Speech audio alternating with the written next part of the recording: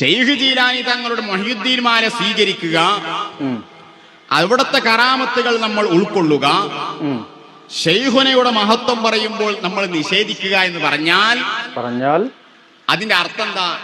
ആ ഒരു നിലപാടിൽ ഉള്ള ആളുകൾ സത്യനിഷേധികളാകുന്നു. ഷെയ്ഖുനയുടെ മഹത്വം പറയുമ്പോൾ നമ്മൾ നിഷേധിക്കുക എന്ന് പറഞ്ഞാൽ അതിന്റെ അർത്ഥം എന്താ? ആ ഒരു നിലപാടിൽ ഉള്ള ആളുകൾ സത്യനിഷേധികളാകുന്നു. അവരെ നമ്മൾ നിസ്സാരമാക്കുകയോ അല്ലെങ്കിൽ അവരെ ഒന്നുമല്ലാത്ത അതൊരു വിഷയമല്ലാതെ കാണുകയോ ചെയ്യുന്ന അവസ്ഥ ഉണ്ടാകരുത്. നമ്മളത് ഗൗരവത്തോടു കൂടി കാണണം. അങ്ങനെ അല്ലാഹു സുബ്ഹാനഹു വ തആലയുടെ മെഹബൂബീങ്ങളായിട്ടുള്ള മഹാരഥന്മാർ അങ്ങനെയുള്ള ആളുകളോടൊരു ബന്ധം സ്ഥാപിക്കാൻ കഴിയുക എന്ന് പറഞ്ഞാൽ എത്രയാണ് അതിൻ്റെ ഒരു ഭാഗ്യം. അവിടെയാണ് നമ്മുടെ ഹിദായത്തിന്റെ മർമ്മം. അതുണ്ടാകുമ്പോഴാണ് നമുക്ക് ഹിദായത്ത് എന്നുള്ളത് സ്ഥിരപ്പെടുന്നത്. അസ്സലാമു അലൈക്കും. അപ്പൊ എന്താണ് ഈ ഹിദായത്ത് എന്ന് പറഞ്ഞാല്? ഇയാളൊക്കെ ഓതി പഠിച്ച് ബാലരമ്യം ബാലമംഗളമാണോ? അല്ല, സംശയിച്ചു പോവുകയാണ്. നിങ്ങൾക്ക് അങ്ങനത്തെ ഒരു സംശയം ഉണ്ടിച്ചാന്ന് പറയേണ്ടി വീട്ടില്ലേ? അതായത് നമസ്കരിക്കൂല. എന്താ കാക്കേ നിങ്ങൾ നമസ്കരിക്കാത്തെന്ന് ചോദിച്ചാല് ഉസല്ലി ബി മക്കത്ത നോയിക്കാ കണ്ടോ, നമസ്കരിക്കണുണ്ടോ? മക്കത്താണെന്ന് അറിയും. ഓക്കെ. നോമ്പ് ഒൽക്കൂല. നോമ്പ് ഒൽക്കൂല എന്ന് പറഞ്ഞാൽ അയാളെ തിന്നി അയാളെ ഏറ്റോട്ടെ എന്ന് പറയാം മാത്രമാണോ? നോമ്പെടുത്ത സാധുക്കളുടെ നോമ്പ് മുറിപ്പിക്കും. അതുപോലെ തന്നെ വ്യക്തമായിട്ട് വസ്ത്രം ധരിക്കൂല. ആളുകൾ കാണാൻ വരുമ്പോ പുക്കളൊക്കെ കാണിച്ചുകൊണ്ട് മലന്നിങ്ങനെ കട്ടക്കും, ഷർട്ടൊന്നും ഇടാതെ. അത് മാത്രമാണോ? സ്വർണ്ണ കളറിലുള്ള വാച്ച് കെട്ടിയിരുന്നു, പൗഡർ ഇട്ടിട്ട് കുട്ടപ്പനായിട്ട് നടന്നിരുന്നു, ക്ലീൻ ഷേവ് ചെയ്തിരുന്നു എന്നുള്ളതാണ് മറ്റൊരു കാര്യം. അതുപോലെ മറ്റു കുറെ കാര്യങ്ങളൊക്കെ ചെയ്യാറുണ്ട്. ഈ ആള് കുത്തുബുല്ലാലമാണ്, ഇയാളാണ് ഈ ആലം മുഴുവൻ നിയന്ത്രിക്കുന്നത്. ഈ ആളെ കുറിച്ചിട്ട് ഇനി നമ്മളൊന്നും പറയാൻ പാടില്ല എന്നാണ് ഇപ്പോൾ ഈ ചെങ്ങായി പറയണത്. പറഞ്ഞാലോ അത് ഹിദായത്ത് ഇല്ലാത്തവരാണ്. എന്താണ് അപ്പൊ ഹിദായത്ത്? ഇനി വേറൊരു കാര്യം പറയാം. ഇവിടെ ഇയാൾ പറഞ്ഞു തുടങ്ങിയത് മുഹീദ്ദീൻ ഷെയ്ഖിന്റെ റഹ്മത്തുള്ളാഹി അലൈഹി അദ്ദേഹത്തിന്റെ കറാമത്തുകൾ വിശ്വസിക്കുക, എന്നാൽ മടവൂർ ഔലിയകാക്കയുടെ കറാമത്ത് വിശ്വസിക്കാതിരിക്കുക. അവരെ കുറിച്ചാണ് ഈ പറയുന്നത്. നമ്മള് മുഹീദ്ദീൻ ഷെയ്ഖ് റഹ്മത്തുള്ളാഹി അലൈഹിയും നിങ്ങൾ പറയണത് പോലെ കള്ളക്കറാമത്തുകൾ ചെയ്തു എന്ന് വിശ്വസിക്കണില്ല. ഇനി നിങ്ങൾ പറയുന്ന മടവൂർ ഔലിയകാക്കയുടെ മൂപ്പരുടെ കുറച്ച് ഗുണവധികാരങ്ങൾ നമ്മൾ നേരത്തെ പറഞ്ഞു. മറ്റൊന്നാണ് ഉമ്മ സലാം പറഞ്ഞിട്ട് പോലും സലാം അടക്കാതെ 3 വർഷത്തോളം നടന്നു എന്നുള്ളത് ഒരു കറാമത്താണ്. പിന്നെ കെട്ടിക്കൊടുന്ന പെണ്ണിന് ചെലവിന് കൊടുക്കാതെ പെണ്ണുങ്ങളുടെ അടുത്തേക്ക് പോകാതെ ആ പെണ്ണിനോട് കുടിക്ക് വയ്ക്കോ, അബുഖറാജിയുടെ മകളെ അബുഖറാഖാനോട് വയ്ക്കോ എന്ന് പറഞ്ഞത് ഇതുപോലെയുള്ള ഒരു ആളുടെ മഹത്വമാണ് ഇപ്പോൾ ഇവർ ഈ പറഞ്ഞുകൊണ്ടിരിക്കുന്നത്. ഇത് ആരെടുത്താ പറഞ്ഞെന്നറിയോ?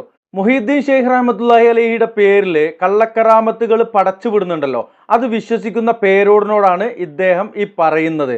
അതിന് പേരോടിന്റെ ഒരു ശിഷ്യൻ തന്നെ മറുപടി നൽകുന്നുണ്ട്. അതാണ് കാണിക്കാനുള്ളത്. അത് ഈ വീഡിയോയുടെ ബാക്കിൽ ചേർക്കുന്നുണ്ട്. ഇൻഷാ അല്ലാഹ് ഇവർ പറഞ്ഞു വരുന്നത് എന്താണ് സഹോദരന്മാരെ?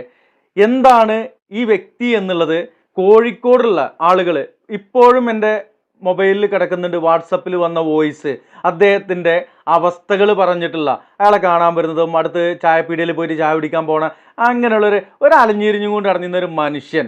നല്ല രീതിയിൽ ജീവിച്ചിരുന്നു. മുസ്ലിയാരായിരുന്ന സമയത്ത്, ബാക്കിയാത്തിൽ പഠിച്ചിരുന്ന സമയത്ത്, ബാക്കിയാത്തിൽ നിന്നും ബാക്കവി ബിരുദം എടുത്ത് വന്ന സമയത്ത്, പള്ളിയിൽ ഖത്തീബായിട്ടും ഇമാമായിട്ടും ഒക്കെ നിന്നിരുന്ന സമയത്ത്, പുലിമൈദീൻ എന്ന പീരാന്തനുമായിട്ട് ചേരുന്നതിന് മുമ്പ് വരെ നല്ല രീതിയിൽ ജീവിച്ചിരുന്നു. അത് കഴിഞ്ഞിട്ട് പുലിമൈദീനും മൂപ്പരും കൂടിയും ഒന്നതിൻ്റെ ശേഷം ഇവര് പുലിമൈദീൻ എപ്പോഴേലും കാട്ടിൽ നിന്ന് ഇറങ്ങി വരും. അത് കഴിഞ്ഞാൽ ഹോട്ടലിൽ റൂം എടുത്തിട്ട് അതിൻ്റെ ഉള്ളിൽ ഇരുന്നിട്ട് വലിയോട് വലിയാണ്. ഇതായിരുന്നു അവസ്ഥ. അതിനുശേഷം ഇയാളുടെ ജീവിതം കോഞ്ഞാട്ടയായി. ആ കോഞ്ഞാട്ടയായ ആളാണ്. കോഞ്ഞാട്ട ആവോളം ഇവർക്ക് ഔലിയല്ലായിരുന്നു.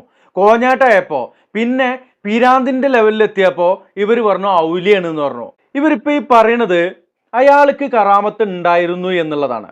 ഈ അത്ഭുത പ്രവർത്തനങ്ങൾ എന്നുള്ളതാണ് ഇവർ ഉദ്ദേശിക്കുന്നത്. അങ്ങനെ ചെയ്യുന്ന കാര്യങ്ങൾ അത് അയാൾക്ക് ചെയ്യാം എന്നുള്ള, അത് ഏത് നേരത്തും ചെയ്യാം എന്നൊക്കെയുള്ള കാര്യങ്ങളാണ് ഈ പറയുന്നത്. അത് സംബന്ധിച്ച് അത്ഭുത സംഭവങ്ങളെക്കുറിച്ച്, കറാമത്തുകളെക്കുറിച്ച് ഇവരുടെ തന്നെ ശ്രേണിയിലുള്ള പേരോട് അബ്ദുറഹ്മാൻ സഖാഫിയുടെ വിഭാഗത്തിൽപ്പെട്ട ഒരു മുസ്ലിയാര് ഇതിന് വ്യക്തമായ മറുപടി കൊടുക്കുന്നുണ്ട്. അപ്പോൾ അതിൽ നിന്ന് നമുക്ക് മനസ്സിലാക്കുവാൻ ഏറെയുണ്ട്, പഠിക്കുവാൻ ഏറെയുണ്ട്. ഇതുപോലെയുള്ള ആളുകൾ ജൽപ്പനങ്ങളുമായിട്ട് കുരുവട്ടൂരികളായിട്ടും അല്ലാത്തവരായിട്ടും ഇഷ്ടംപോലെ നടക്കുന്നുണ്ട്. ഇവർ പറയുന്നത് എന്താണ്? CM മടവൂരാണ് ഈ ലോകത്തിന്റെ ഔലിയ പാപ്പ എന്നാ പറയണത്. നമ്മൾ പറയുന്നു CM മടവൂർ ഈ ലോകത്തിന്റെ ഒന്നുമല്ല എന്നുള്ളത്. CM മടവൂരിന്റെ കാര്യങ്ങൾ നോക്കാൻ തന്നെ കഴിവില്ലായിരുന്നു. പിന്നല്ലേ ബാക്കിയുള്ളല്ലേ. പിന്നെപ്പോ അതിന് സർട്ടിഫിക്കറ്റ് കൊടുത്തിട്ടുള്ളത് കാന്തപുരം അബൂബക്കർ മൗലിയരാണ്. മൂപ്പരെന്താ പറയണത്? മൂപ്പരെ തദ്ബീറിലാക്കണത്, മൂപ്പരെപ്പോഴും നിയന്ത്രിച്ചും കൊണ്ടിരിക്കുന്നത് CM ആണെന്നാ. അത് ചിലപ്പോൾ അങ്ങനെയൊക്കെ തന്നെ ആയിരിക്കും. കാര്യം എന്തെന്നറിയോ? അള്ളാഹുല് വിശ്വാസം ഇല്ലാത്തവര് പലതും പറയും സഹോദരന്മാരെ. അള്ളാഹുല് വിശ്വാസമില്ലാത്ത ദജ്ജാലൂന കെസാബൂനകളായിട്ടുള്ള ഇതുപോലെയുള്ള പൗരോഹിത്യം അവരുടെ ബിസിനസ് വർദ്ധിപ്പിക്കുവാൻ വേണ്ടിയിട്ട് ഇതുപോലെയുള്ള കാര്യങ്ങൾ പറഞ്ഞുകൊണ്ടേയിരിക്കും. ഇൻഷാ അല്ലാഹ് എന്താണ് ഇവർ പറഞ്ഞ അത്ഭുത പ്രവർത്തനങ്ങൾ? അതെങ്ങനെ ഉണ്ടാവുക? അത് അള്ളാഹു ഇവർക്ക് മുൻകൂട്ടി നിശ്ചയിച്ചു കൊടുത്തതാണോ? അത് അള്ളാഹു എങ്ങനെയാണ് ഔലിയാക്കളിലൂടെ പ്രകടമാക്കുന്നത്, അമ്പിയാക്കളിലൂടെ പ്രകടമാക്കുന്നത്? എല്ലാം കിതാബുകൾ അടിസ്ഥാനമാക്കിക്കൊണ്ട് ഒരു മുസ്ലിയാർ പറയുന്നുണ്ട്. അദ്ദേഹം പറയുന്നതിൽ നിന്ന് നമുക്ക് സ്വീകരിക്കാൻ പറ്റുന്നത് സ്വീകരിക്കാം, തള്ളേണ്ടത് തള്ളുക തന്നെ വേണം. തള്ളേണ്ടതും കൊള്ളേണ്ടതും മനസ്സിലാക്കേണ്ടത് യഥാർത്ഥ ദീന് അത് യഥാർത്ഥ സ്രോതസ്സിൽ നിന്ന് പഠിക്കുമ്പോഴാണ്. അപ്പോൾ ഇൻഷാ അല്ലാഹ് പഠനം തന്നെയാണ് മുഖ്യം. ദീനുൽ ഇസ്ലാം അത് നമ്മുടെ ജീവിതാവസാനം വരെ നമുക്ക് പഠിക്കുവാനുള്ളത് അതിലുണ്ട്. കാര്യം എന്താണെന്നറിയോ?